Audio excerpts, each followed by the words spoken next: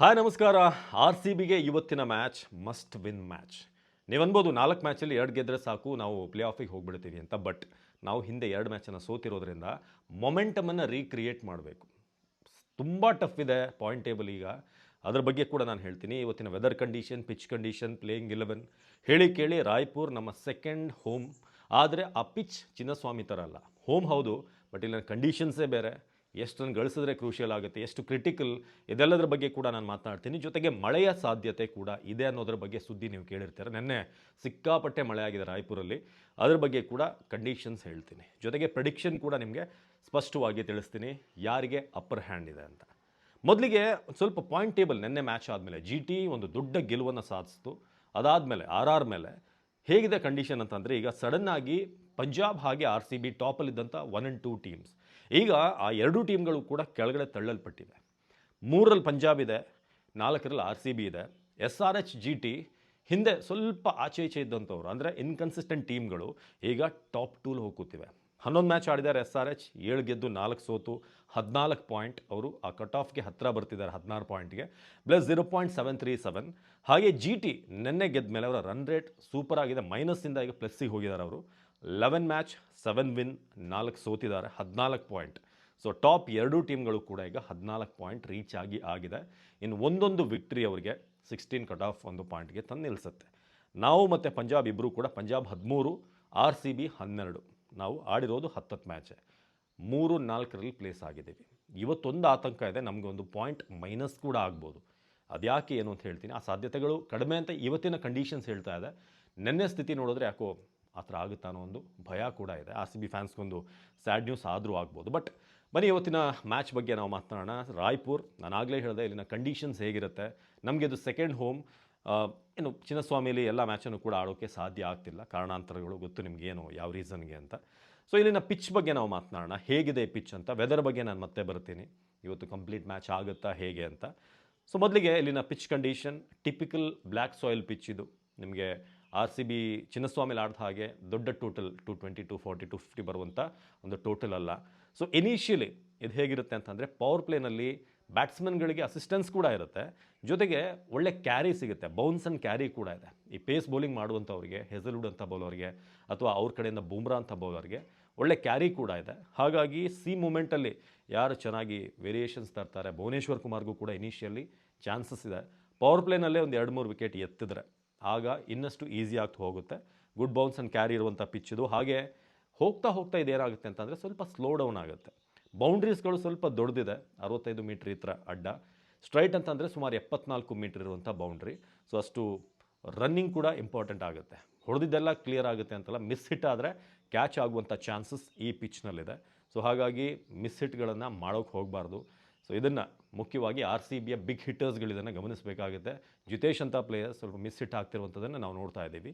So early assistance ಖಂಡಿತ ಇದೆ fast ಬೌಲರ್ಸ್ಗೆ, C moment ಕೂಡ ಇದೆ. ಇದು ಪವರ್ ಪ್ಲೇನಲ್ಲಿ ನಿಧಾನವಾಗಿ ಗೇಮ್ ಪ್ರೋಸೆಸ್ ಆಗ್ತಾನೆ, ಮ್ಯಾಚ್ ಮುಂದೆ ಹೋಗ್ತಾನೆ. ಸ್ಪಿನ್ನರ್ಸ್ಗಳಿಗೆ ತುಂಬ ಶಾರ್ಪ್ ಟರ್ಮ್ ಅಲ್ಲದೇ ಇದ್ರೂ ಕೂಡ, ಅಂಥ ಟರ್ನ್ ಸಿಗದೆ ಹೋದರೂ ಕೂಡ ಅವರಿಗೆ ಯಾರು ಈ ಫಿಂಗರ್ ಸ್ಪಿನ್ ಮಾಡ್ತಾರೆ ಅವರಿಗೆ ಹೆಲ್ಪ್ ಆಗುತ್ತೆ.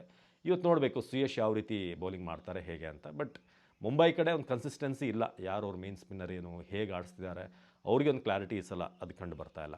ಬಟ್ ಟಾಸ್ ಗೆದ್ದಂಥ ಕ್ಯಾಪ್ಟನ್ ಇಲ್ಲಿ ಫೀಲ್ಡಿಂಗ್ ಅಂದರೆ ಚೇಸಿಂಗ್ಗೆ ಹೋಗ್ತಾರೆ. ಯಾಕಂದರೆ ನಿನ್ನೆ ಹ್ಯೂಮಿಡಿಟಿ ಹೆಚ್ಚಾಗಿತ್ತು, ಮಳೆ ಬಂದಿತ್ತು. ಇವತ್ತು ಕೂಡ ಬೆಳಗ್ಗೆಯಿಂದ ಒಂದಷ್ಟು ಹ್ಯೂಮಿಡಿಟಿ ಹೆಚ್ಚಾಗಿರುತ್ತೆ ಅಂತ ಹೇಳಿದ್ದಾರೆ. ಅದು ಡೈರೆಕ್ಟ್ಲಿ ಡ್ಯೂ ಹೆಚ್ಚಾಗೋ ಕಾರಣ ಆಗುತ್ತೆ. ಸೆಕೆಂಡ್ ಬ್ಯಾಟಿಂಗ್ ಈಸಿ ಆಗುತ್ತೆ, ಯಾಕಂದರೆ ಬಾಲ್ನ ಗ್ರಿಪ್ ಮಾಡೋದು ಸೆಕೆಂಡ್ ಬೌಲಿಂಗ್ ಮಾಡೋರಿಗೆ ಈಸಿ ಆಗಲ್ಲ. ಸೊ ಇದೊಂದು ದೊಡ್ಡ ಚಾಲೆಂಜ್. ಇನ್ನು ಸ್ಕೋರಿಂಗ್ ಟ್ರೆಂಡ್ ಇಲ್ಲಿ ಹೇಗಿದೆ ಅಂತ ನೋಡಿದ್ರೆ, ಒಂದು ಆ್ಯಾವ್ರೇಜ್ ಸ್ಕೋರ್ 2 ಇನ್ನಿಂಗ್ಸ್ ಸೇರಿಸಿದ್ರೆ ಆಲ್ಮೋಸ್ಟ್ 145, 150 ಇದೆ.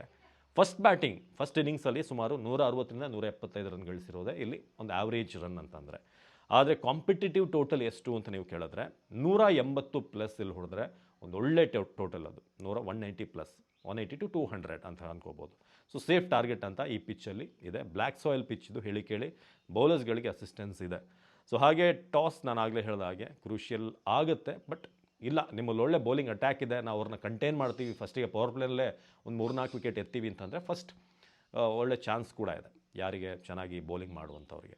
ಇನ್ನು ವೆದರ್ ಕಂಡೀಷನ್ ಬಗ್ಗೆ ಬರೋಣ. ವೆದರ್ ನೆನ್ನೆ ಮಳೆ ಬಂದಿದೆ, ಮುಂಬೈ ಇಂಡಿಯನ್ಸ್ ಅವರು ಕೂಡ ಅದನ್ನು ಪೋಸ್ಟ್ ಮಾಡಿದರು, ಕಂಡೀಷನ್ಸ್ ಈ ಥರ ಇದೆ ಅಂತ. ಸೊ ಹಾಗಾಗಿ ಮಳೆ ನೆನ್ನೆ ಬಂದಿರೋದ್ರಿಂದ ಸ್ವಲ್ಪ ಔಟ್ಫೀಲ್ಡ್ ವೆಟ್ ಇದೆ. ಬಟ್ ಇವತ್ತು ಕೂಡ ಆಲ್ಮೋಸ್ಟ್ 39 ಡಿಗ್ರಿಯಿಂದ 41 ಡಿಗ್ರಿ ಹ್ಯುಮಿಡಿಟಿ ಇದೆ, ಸೆಕೆ ಇದೆ ಅಲ್ಲಿ. ಬಟ್ ಅದು ಡ್ರಾಪ್ ಆಗುತ್ತೆ 7:30 ಹೊತ್ತಿಗೆ ಒಂದು 32 ಡಿಗ್ರಿಗೆ ಅಂತ ಹೇಳಲಾಗ್ತಾ ಇದೆ.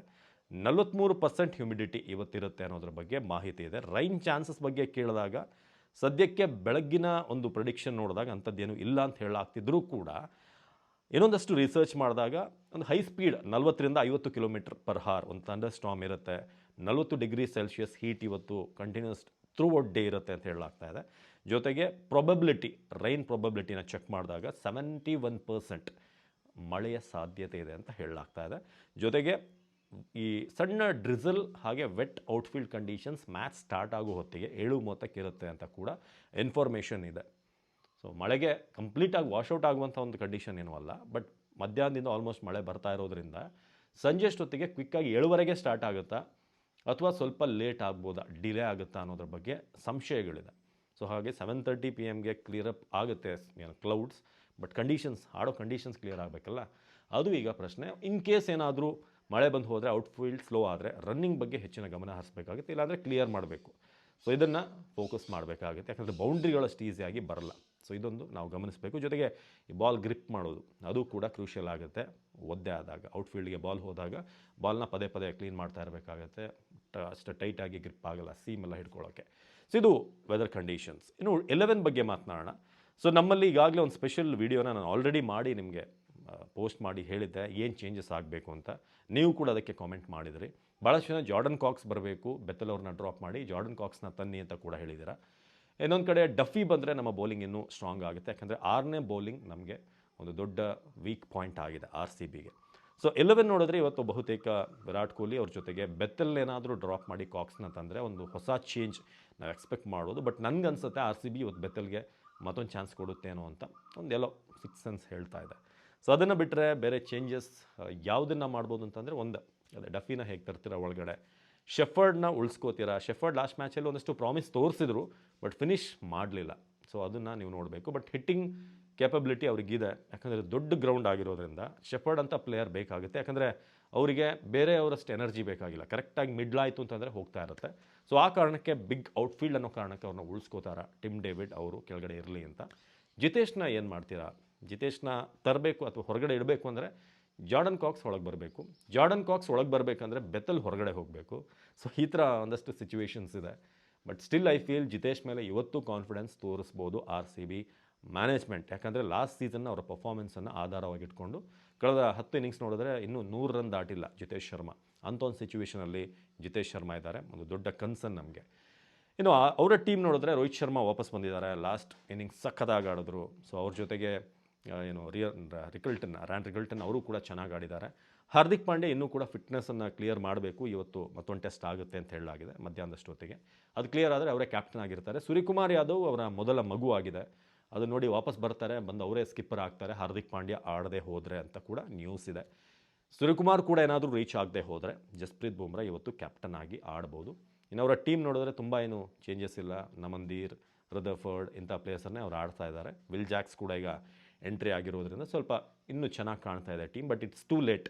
ಅವರಿಗೆ ಉಳಿದಿರುವಂಥ ಎಲ್ಲ ಮ್ಯಾಚ್ ಗೆದ್ದರೂ ಕೂಡ ಬಹುತೇಕ ಅವರಿಗೆ ಚಾನ್ಸಸ್ ಇಲ್ಲ. ಇವತ್ತು ಸೋತ್ರೆ ಆಫಿಷಿಯಲಿ ಮುಂಬೈ ಇಂಡಿಯನ್ಸ್ ಈ ಗೇಮಿಂದ ಪಿಕ್ಚರಿಂದ ಔಟ್ ಆಗುತ್ತೆ. ಸೊ ಒಂದು ಕಾಲದಲ್ಲಿ RCB ಮುಂಬೈ ಅಂತಂದರೆ ವಿರಾಟ್ ಕೊಹ್ಲಿ ವರ್ಸಸ್ ರೋಹಿತ್ ಶರ್ಮಾ ಅನ್ನೋ ಒಂದು ದೊಡ್ಡ ಹೈಪ್ ಇರ್ತಾ ಇತ್ತು. ಬಟ್ ಇತ್ತೀಚೆಗೆ ಮುಂಬೈನ ಫಾರ್ಮ್ ಆ ಒಂದು ಹೈಪ್ಗೆ ಒಂದಷ್ಟು ಲಾಸ್ ಮಾಡಿದ್ದಾರೆ ಅವರು. ಸೊ ನಿಮಗೆ ಇವತ್ತಿನ ಮ್ಯಾಚಲ್ಲಿ ಏನು ಎಕ್ಸ್ಪೆಕ್ಟೇಷನ್ ಇದೆ? ಯಾರು ಹೆಚ್ಚಿನ ರನ್ ಗಳಿಸ್ತಾರೆ? ಇವತ್ತು ಮ್ಯಾಚ್ ವಿನ್ನರ್ ಯಾರು? ಅದನ್ನು ನೀವು ಕಮೆಂಟ್ ಮಾಡಿ ನೋಡೋಣ ನಿಮ್ಮ ಪ್ರೆಡಿಕ್ಷನ್ ಎಷ್ಟು ಕರೆಕ್ಟ್ ಆಗಿರುತ್ತೆ ಅಂತ. ಬಟ್ ಓವರಾಲ್ ಇವತ್ತೊಂದು ಒಳ್ಳೆ ಮ್ಯಾಚನ್ನು ಎಕ್ಸ್ಪೆಕ್ಟ್ ಮಾಡ್ಬೋದು. ಯಾಕಂದರೆ ಮುಂಬೈಗೆ ಏನು ಕಳ್ಕೊಳ್ಳೋದಿಲ್ಲ, RCBಗೆ ಗೆಲ್ಲೇಬೇಕು. ಯಾಕಂತಂದರೆ ಇವತ್ತು ಗೆದ್ದರೆ ನಾವು ಪಾಯಿಂಟ್ ಟೇಬಲಲ್ಲಿ ಮೇಲೆ ಹೋಗ್ತೀವಿ. 14 ಟಾಪ್ 1ಗೆ ಹೋಗುವಂಥ ಮತ್ತೊಂದು ಅವಕಾಶ ನಮಗೆ ಸಿಕ್ಕಿದೆ. ಸೊ ಅದನ್ನು ಇವತ್ತಾದರೂ ಮಾಡ್ತಾರೆ. ಮೊನ್ನೆ ಒಂದು ಅವಕಾಶವನ್ನು ನಾವು ಕೈ ಚೆಲ್ಲಿದ್ದೀವಿ. ಬಟ್ ಇವತ್ತು ನಮ್ಮ ರನ್ ರೇಟ್ +1.23 ಇರೋದ್ರಿಂದ ನಾವು ಸೀದಾ ಟಾಪ್ 1ಗೆ ಹೋಗ್ಬೋದು 4ರಿಂದ. ಅದೊಂದು ದೊಡ್ಡ ಬೂಸ್ಟ್ ಆಗುತ್ತೆ. ಅದೆಲ್ಲ ಚೇಂಜ್ ಆಗ್ತಾ ಇರುತ್ತೆ. ಬಟ್ ಈವನ್ ಆ ಟಾಪ್ 1ಗೆ ಹೋಗೋದು ಇಟ್ಸ್ ಎ ಪ್ರೆಸ್ಟೀಜ್. ಸೊ ನೀವೇನಂತೀರ? ದಯವಿಟ್ಟು ಕಮೆಂಟ್ ಮಾಡಿ. ಯಾರು ಗೆಲ್ತಾರೆ ಕಮೆಂಟ್ ಮಾಡಿ. ನಮಸ್ಕಾರ.